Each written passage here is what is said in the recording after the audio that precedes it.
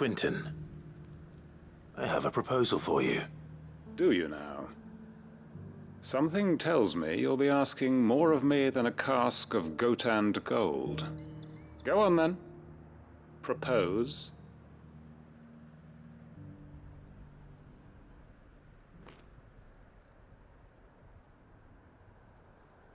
You'd have me convince the chiefs and chamberlains of the realm that they should simply swallow their pride and do the one thing that has proved impossible for thousands of years.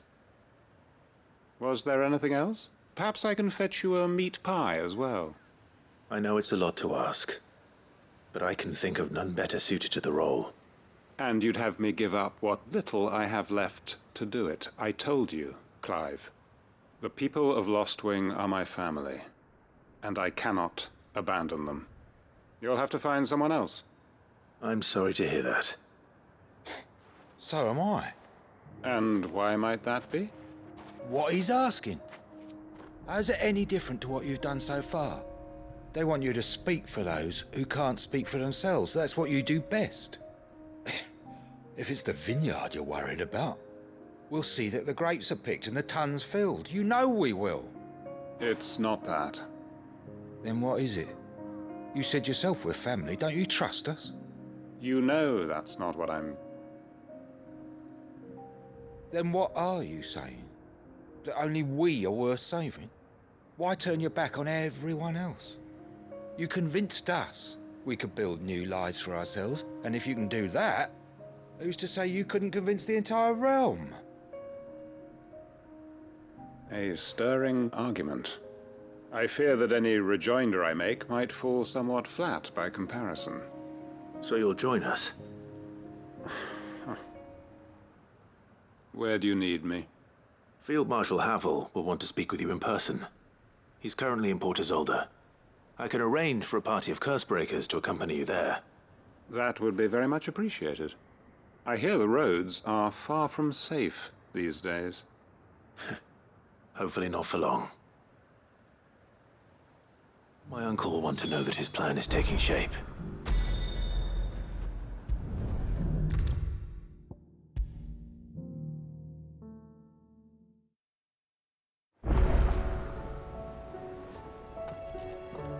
Uncle, I bring good news.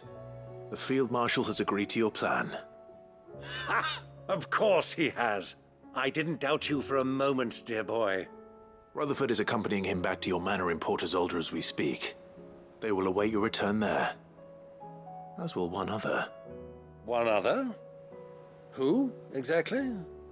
Lord Havel was concerned that even if he could get the realm's armies to agree to an accord, he might not be as successful in convincing those with political power. He asked if I might have a solution, and I suggested a certain Imperial Lord Magistrate turned Liberator. One of your co-conspirators? Master Quinton would probably call me one of his, but yes. Another outlaw, then. Just the thing we need to put these rotten politicos in their places. Good thinking, Clive. I'm glad you approve. The more the merrier, eh? Uncle, assuming Havel and Quinton can solve our problem with the armies, you still haven't mentioned how we might manage the grain shortages. Oh, don't you worry, my boy. The 7 high houses will be seeing to that. They have all agreed to make the most generous of donations. Oh, of course, it did take a little persuasion, but luckily I had some unexpected help. From who? Why, you, my boy. Rumor has it that you rescued the Lady Ariane's head steward Rockford from a horde of bloodthirsty bandits. It was more of a handful. Well, the old battle axe was so pleased. She had a shipload of talents delivered to my private docks by the next new moon. And when the other houses saw the parsimonious old crone's purse strings finally loosen, they as good as tripped over themselves in the rush to follow suit. I'm happy to hear it. Now, I must be getting back to the manor. Join us there at your earliest convenience, would you? Of course, Uncle.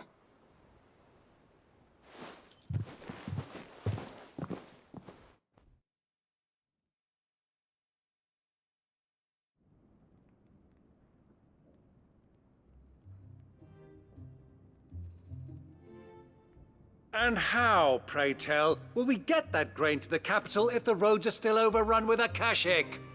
You'll find another bloody road. I only have so many men, and I'm not about to send them headlong into an ether flood. That is, unless you'd have them turn as well. Well, I'd certainly eat less. Says the man with a belly bigger than a band of curls. My soldiers actually need their rations. Without any food to keep them going, they'll be dead even before you've sent them on your fool's errand.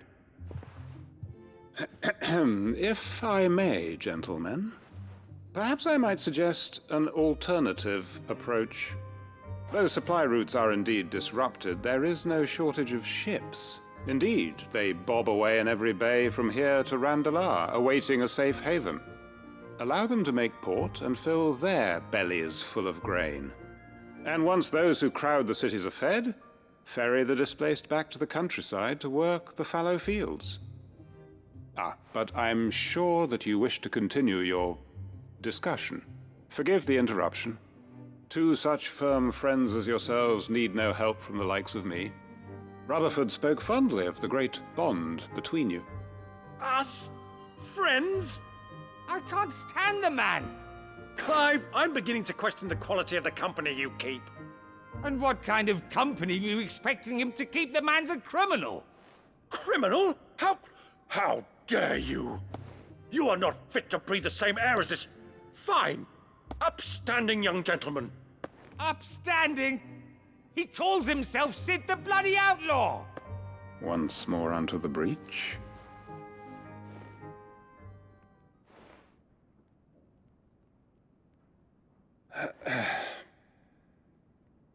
Shall we begin again? What we seek here is not to create a new nation, nor to claim the thrones of those that already exist. We wish simply to bring stability to the realm that mankind might weather the current storm. And to do that, we must convince those in power, the generals, the statesmen, the nobles, that our cause is just. There will be disagreements, yes. And I imagine some resistance, much resistance.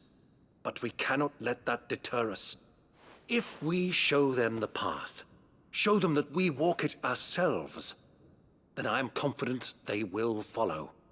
The fate of the world lies in my nephew's hands, but the well-being of her people lies in ours. And we must not squander the chance that Clive has given us. Uncle Byron, Now, with that settled, let's move on to the signing of the Accord. For what great moment in history hasn't been accompanied by a little ceremony?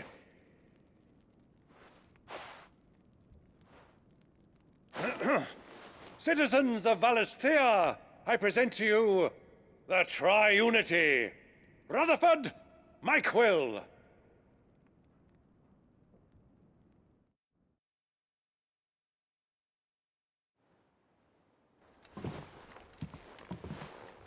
Well, my boy, the stage is set. that it is. This is the role you were born for. Now I ask only that you trust in the talents of your supporting cast. We shall play our parts to the best of our abilities, that you might have the opportunity to shine. The realm needs its Sir Crandall. And there is no better Crandall than you, Clive. I want you to keep this signed accord as proof of our faith in you. I will. Thank you, Uncle.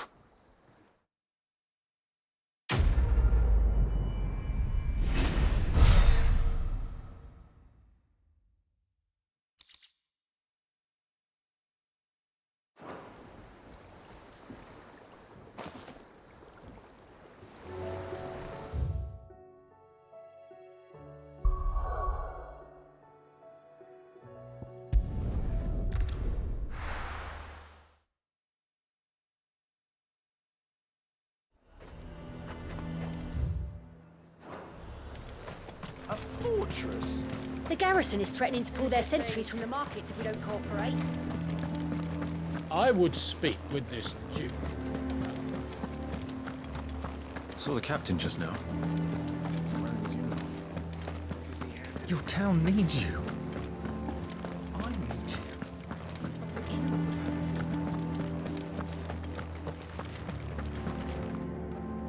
you have a moment, Clive? What is it? It's the Duke, unsurprisingly.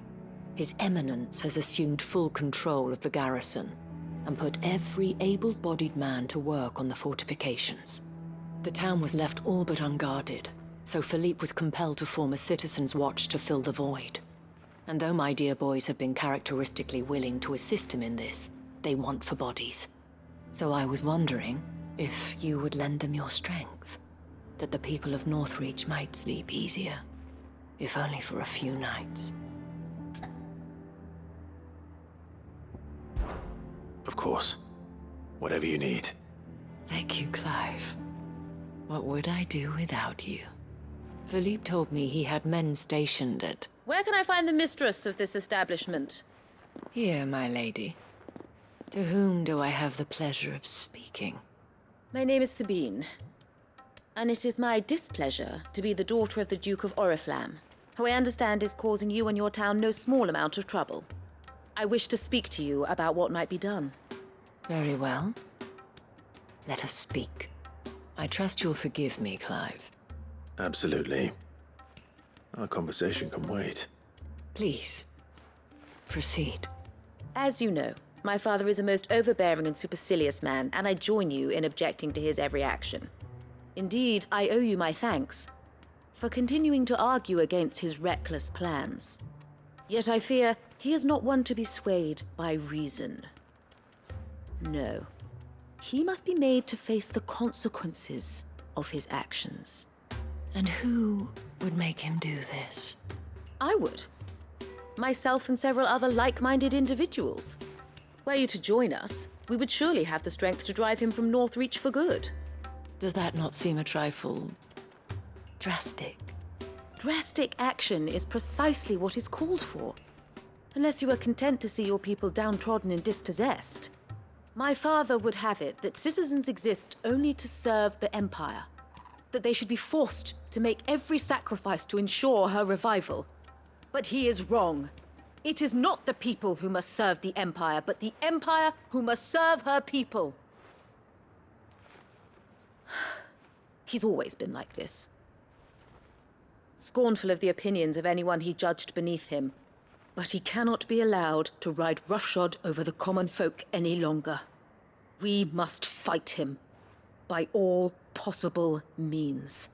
Fight him? No. My purpose is to quell the tension in Northreach, not to stoke it. Respectfully, my lady.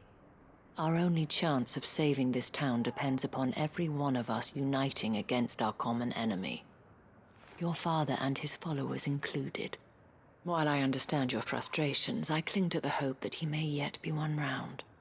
False hope, I assure you. But I see that your mind is made up. I shall bother you no longer. If you will extend me the same courtesy, I bid you good day.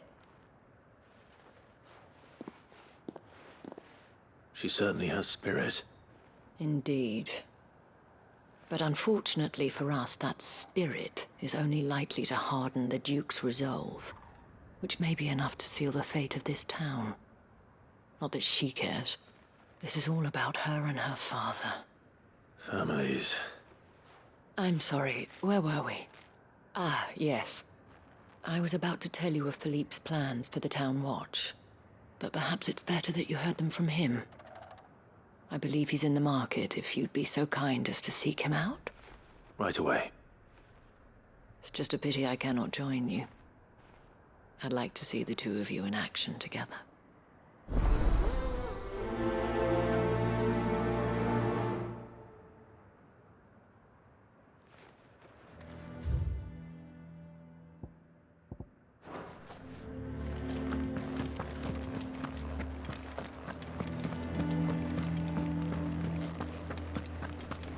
Your town needs you.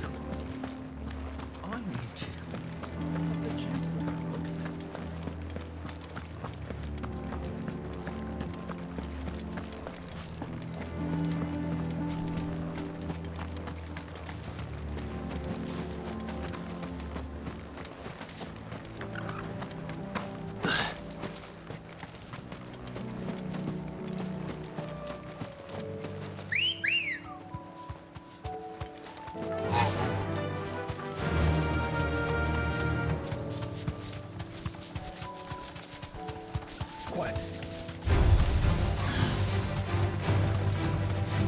meadows are vast. Where do we even start? Yote mentioned the coastline. We can start there.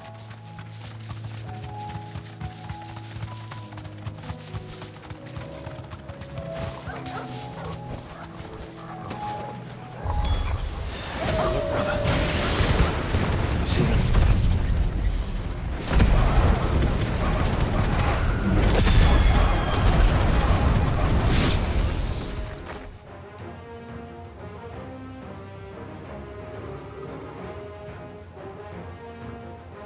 What do you see, boy?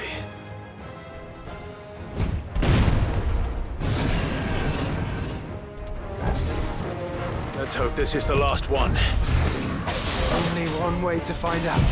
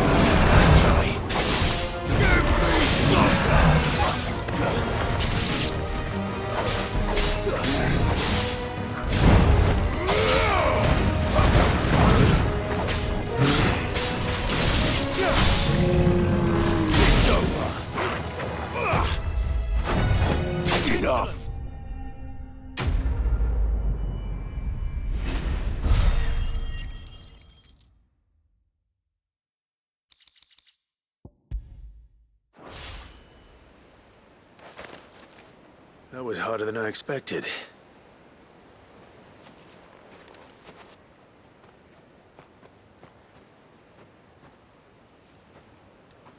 But Founder, it was worth it. They're beautiful. Do you think Jill will like them? She'll love them. Come on. Let's go.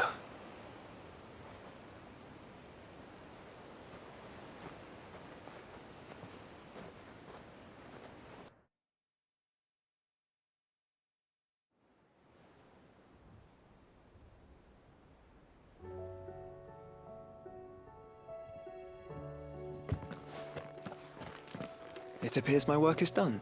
The rest, as they say, is up to you. Well, you and the skies. We wouldn't want another thunderstorm now, would we?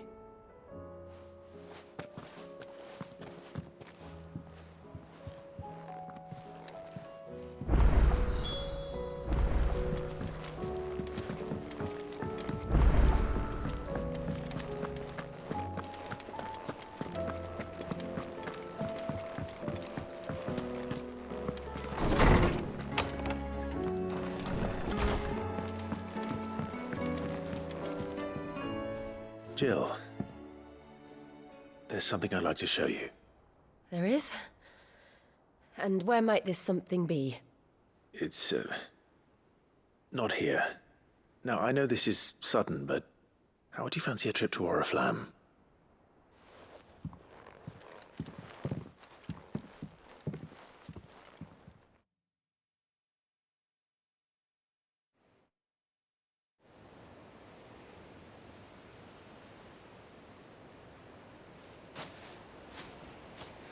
There are so many. This is what you wanted to show me. Yeah, I don't know what to say. You don't need to say anything.